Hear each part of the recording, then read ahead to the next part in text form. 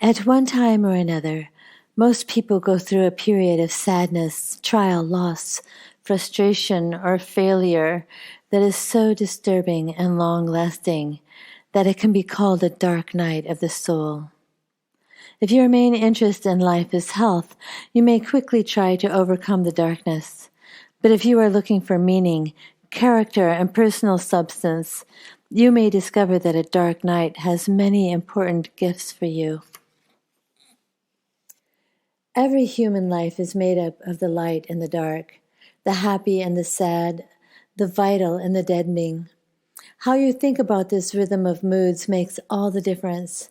Are you going to hide out in self-delusion and distracting entertainments? Are you going to become cynical and depressed? Or are you going to open your heart to a mystery that is as natural as the sun and the moon, day and night, summer and winter?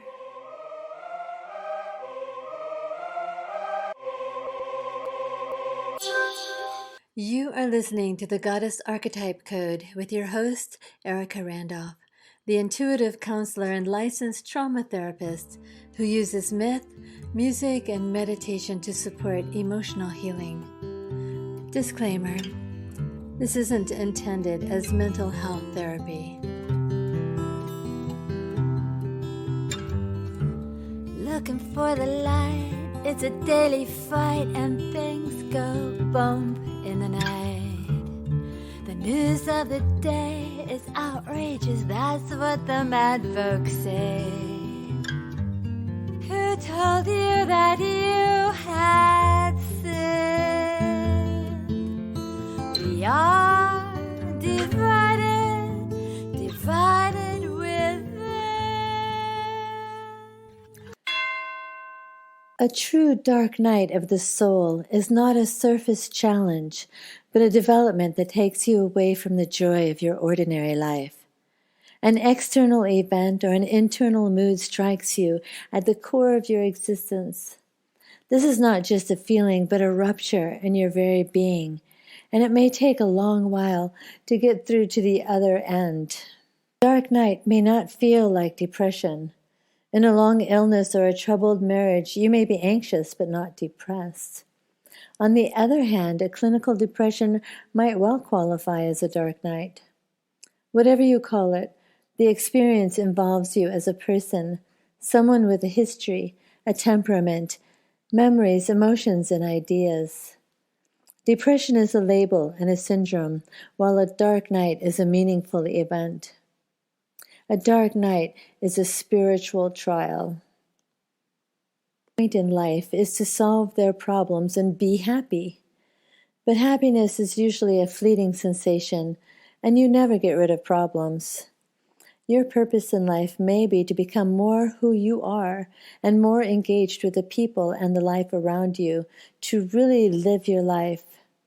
That may sound obvious, yet many people spend their time avoiding life. They are afraid to let it flow through them. And so their vitality gets channeled into ambitions, addictions, and preoccupations that don't give them anything worth living. A dark night may appear paradoxically as a way to return to living. It pares life down to its essentials and helps you get a new start. I want to explore positive contributions of your dark nights, painful though they may be. I don't want to romanticize them or deny their dangers. I don't even want to suggest that you can always get through them. But I do see them as opportunities to be transformed from within in ways that you could never imagine. A dark night is like Dante getting sleepy, wandering from his path, mindlessly slipping into a cave.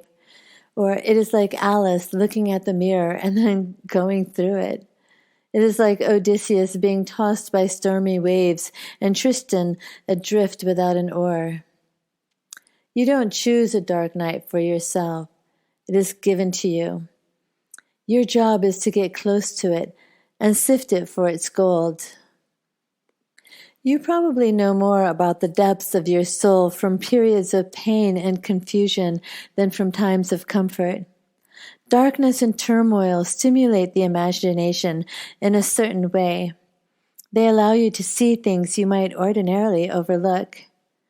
You become sensitive to a different spectrum of emotion and meaning, and you perceive the ultraviolet extremes of your feelings and thoughts, and you learn things you wouldn't notice in times of normalcy and brightness. A dark night of the soul is not an extraordinary or rare. It is a natural part of life, and you can gain as much from it as you can from times of normalcy. Just look around at your friends and acquaintances. One is going through a divorce, another's mother is seriously ill, a young child has been hurt in an accident, another can't get a job, several are depressed and acting strangely. This is just another list from normal life, and it doesn't even include the threat of war and the fear of terrorism. Each of these involves both suffering and discovery. If you give all your effort to getting rid of your dark night, you may not learn its lessons or go through the important changes it can make for you. I want to encourage you to enter the darkness with all your strength and intelligence, and perhaps find a new vision and a deeper sense of self, even if the source is external. You can still discover new resources in yourself and a new outlook on life. We are not out to solve the dark night, but to be enriched by it. The phrase, the dark night of the soul, comes from the Spanish mystic and poet John of the Cross. John was a member of the Christian religious order of the Carmelites, and along with Saint Teresa of Avila, tried to reform that order. Many in the order were so against reform that they imprisoned John for 8 months, during which he wrote a series of remarkable poems. His later writing is chiefly commentary on those poems, one of them, which is entitled Dark Night of the Soul. John writes about the night of the senses and the night of the spirit. The first phase is a purifying of intention and motivation. The second, a process of living by radical faith and trust. John's work is used especially by those who devote themselves seriously to cultivating a spiritual life through community, meditation, and various forms of service. Less technically, the term sometimes refers to depression or to bleak and trying periods in a person's life. In my use of the phrase, I fall somewhere in between. I see a dark night of the soul as a period of transformation. It is more like a stage in alchemy than an obstacle to happiness. Usually it lasts a while. You wouldn't call a day's worry a dark night of the soul. It doesn't always end happily with some new personal discovery. To appreciate these episodes as transformations in the soul, you can't judge them by any simple external measure. You have to look deep and close, understanding that you can make significant gains by going through a challenge. And yet it's not always obvious how you benefited from the darkness. Sometimes a dark night makes sense because of what it contributes to others and not what it does to you. Some people speak of their dark night of the soul as though it were a challenge to be dealt with quickly and overcome. "Oh, I've been through my dark night," they say, "but now it's over." To some, what they think is a dark night may only be a taste of the soul's real darkness, especially if it is relatively quick and easy, and especially if the person experiencing it feels cocky for having gone through it successfully and quickly. The real dark night cannot be dismissed so easily. It leaves a lasting effect, and in fact alters you for good. It is nothing to brag about. The dark night may be profoundly unsettling, offering no conceivable way out, except perhaps to rely on pure faith and resources far beyond your understanding and capability. The dark night calls for a spiritual response, not only a therapeutic one. It pushes you to the edge of what is familiar and reliable, stretching your imagination about how life works and who or what controls it all. The dark night serves the spirit by forcing you to rely on something beyond human capacity. It can open you up to new and mysterious possibilities.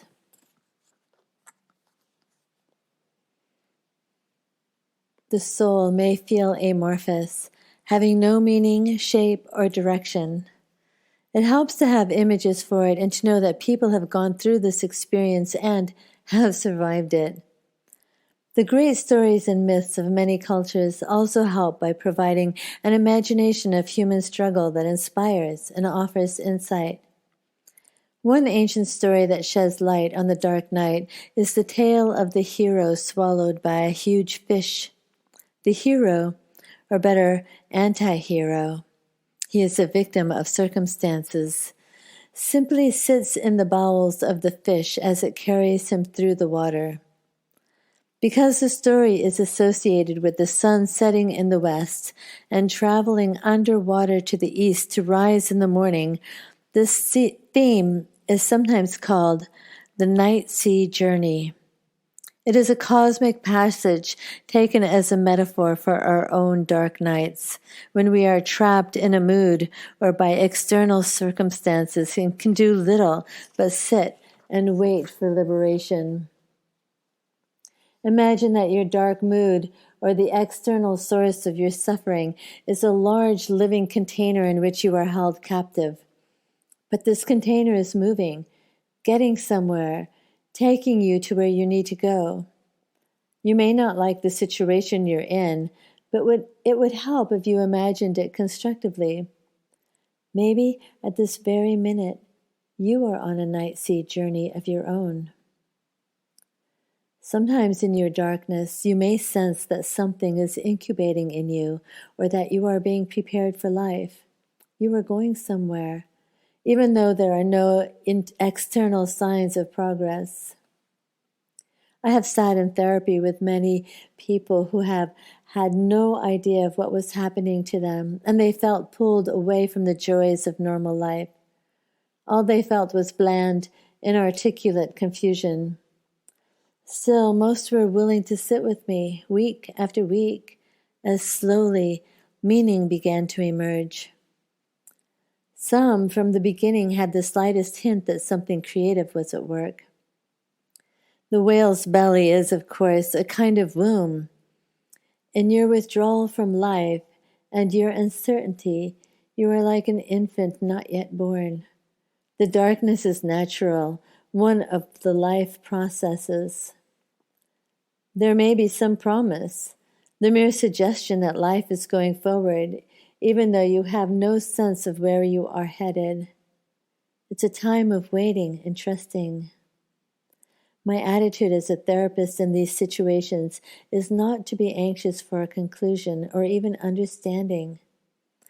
We have to sit with these things and in due time let them be revealed for what they are. The night sea journey is a biblical tale of Jonah. God called Jonah to tell the people of the city Nineveh that their evil ways were angering him. But Jonah tried to evade the call by sailing on a ship going to the distant city of Tarshish. A storm came up, and the sailors discovered that Jonah was running away from his mission. To save themselves, they threw him overboard, and a great fish swallowed him. He was in the belly of the fish for 3 days and 3 nights before it spewed him up on land. Then God called him once more, and this time he responded. In your dark night, you may have the sensation you could call oceanic, being in the sea, at sea, or immersed in the waters of the womb. The sea is the vast potential of life, but it is also your dark night, which may force you to surrender some knowledge you have achieved.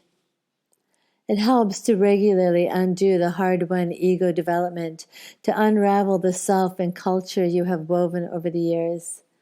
The night sea journey takes you back to your primordial self, not the heroic self that burns out and falls to judgment, but to your original self, yourself as a sea of possibility, your greater and deeper being. You may be so influenced by the modern demand to make progress at all costs that you may not appreciate the value in backsliding. Yet, to regress in a certain way is to return to origins, to step back from the battle line of existence, to remember the gods and spirits and elements of nature, including your own pristine nature, the person you were at the beginning. You return to the womb of imagination so that your pregnancy can recycle. You are always being born, always dying to the day to find the restorative waters of night. The great Indian art theorist and theologian Ananda Kumaraswamy said, "No creature can attain a higher grade of nature without ceasing to exist. In the dark night, something of your makeup comes to an end, your ego, yourself, your creativeness, your meaning.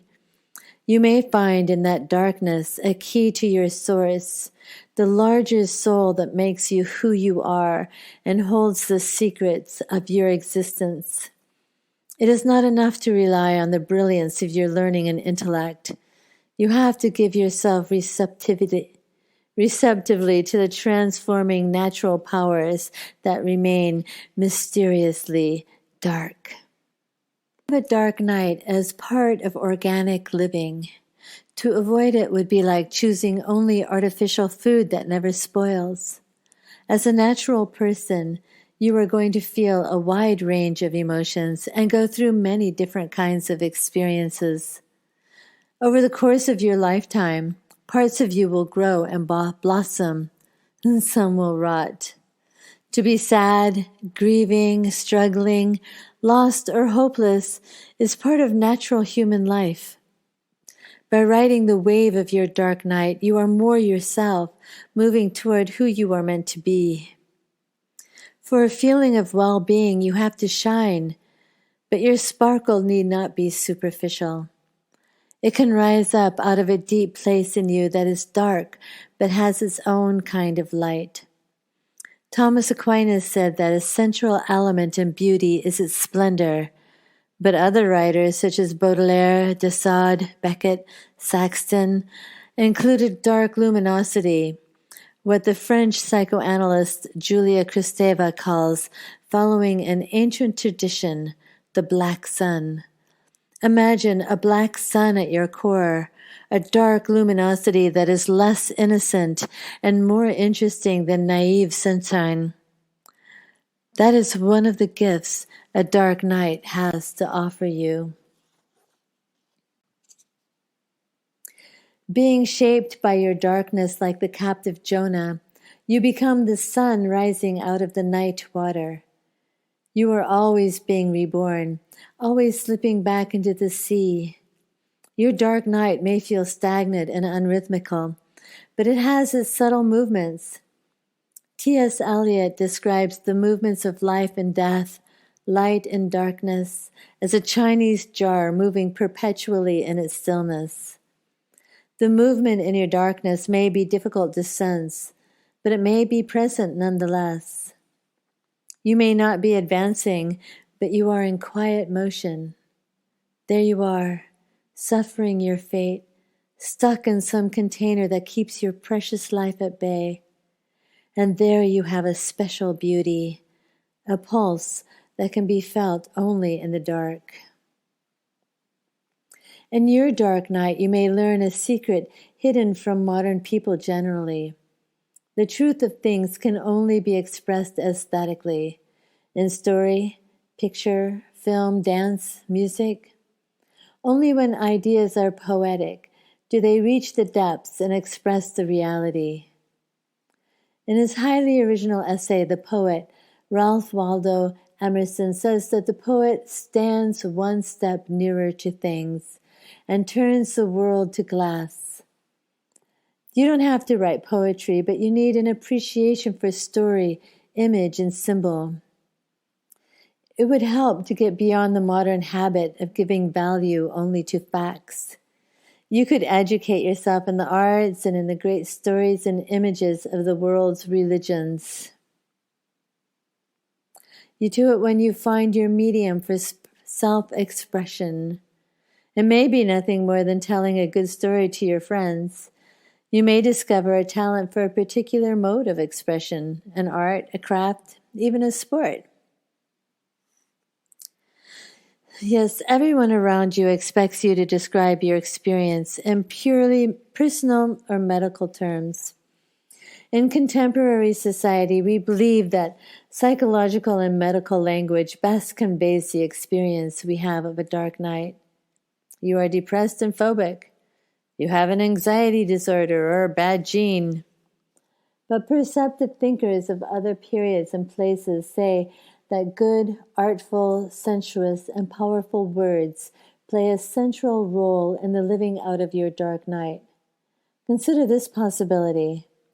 It would be better for you to find a good image or tell a good story or simply speak about your dark night with an eye toward the power and beauty of expression.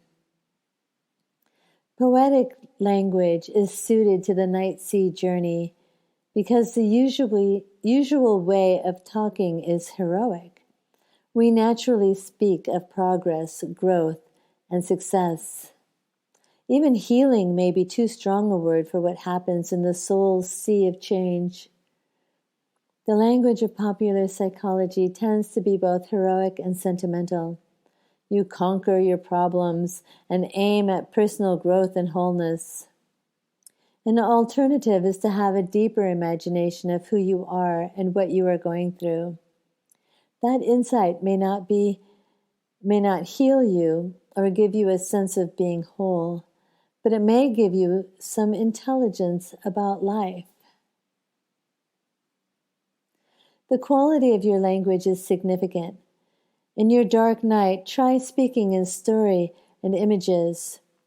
Resist the attempt to explain, defend, and interpret. Instead, use metaphors and symbols. Many people say, for instance, that they feel like a volcano about to explode. That is a strong image, but it's a bit overused.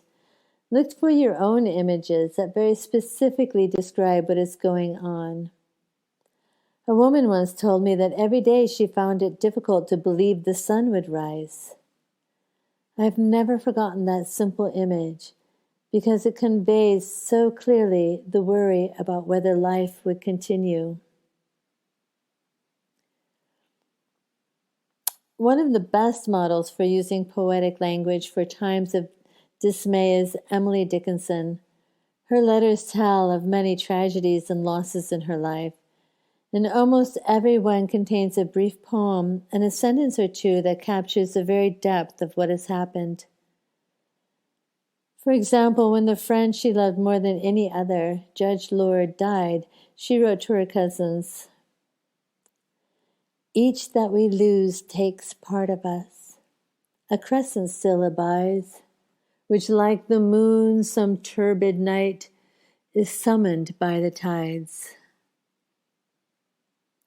You don't have to write actual poems, but you could learn from Dickinson to formulate your experience in language that captures its essence, linking it up meaningfully with the rest of your life.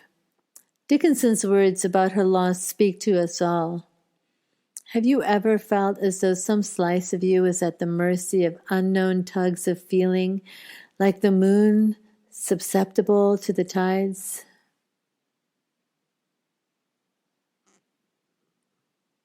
How Jonah got into the whale in the first place.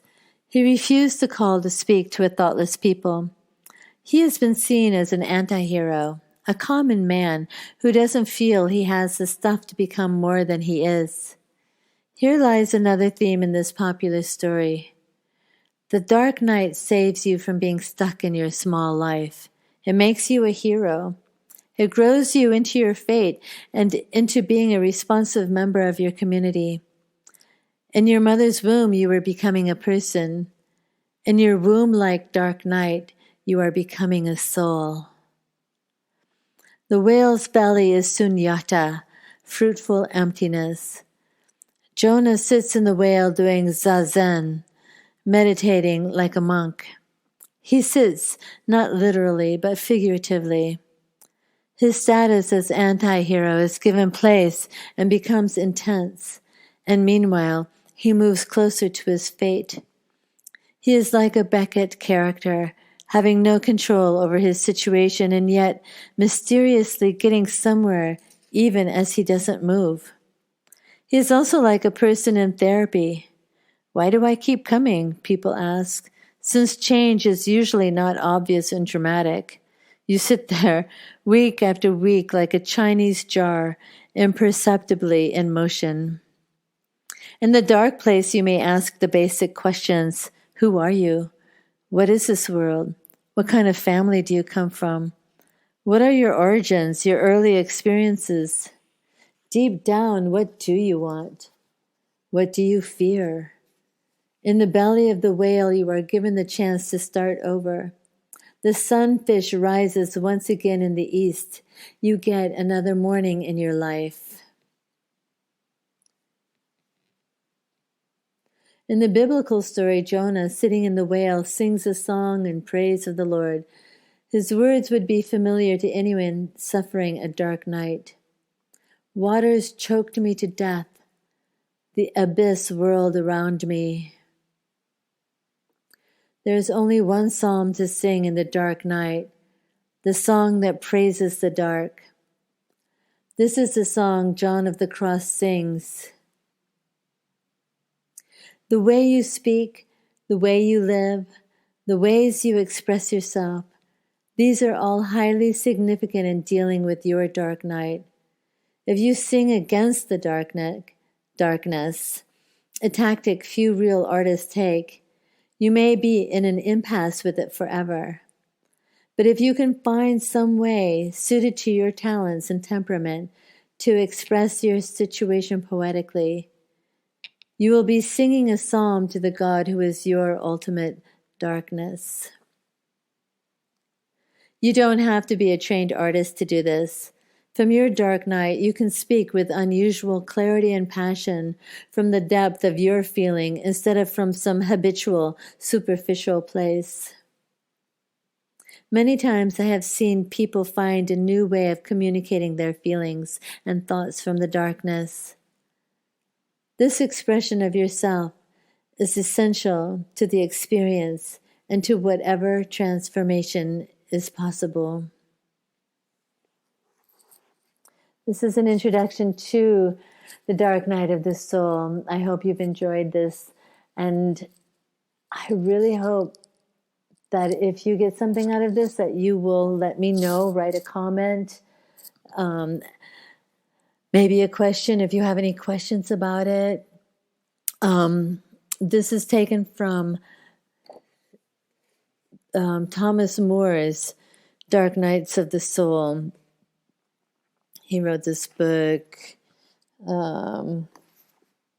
let's see, I should have looked it up before here. In 2004, he wrote this book. And Thomas More himself is one of the profound spiritual writers of our time. In the Dark Nights of the Soul, he delves into the mystery of human suffering. Yeah, this is a great book. Anyway, give this episode a like and a share, and I look forward to talking with you next week. Bye for now.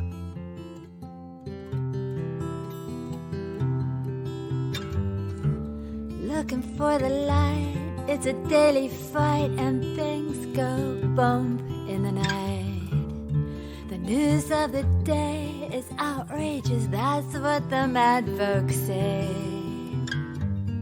Who told you that you had sinned? We are divine.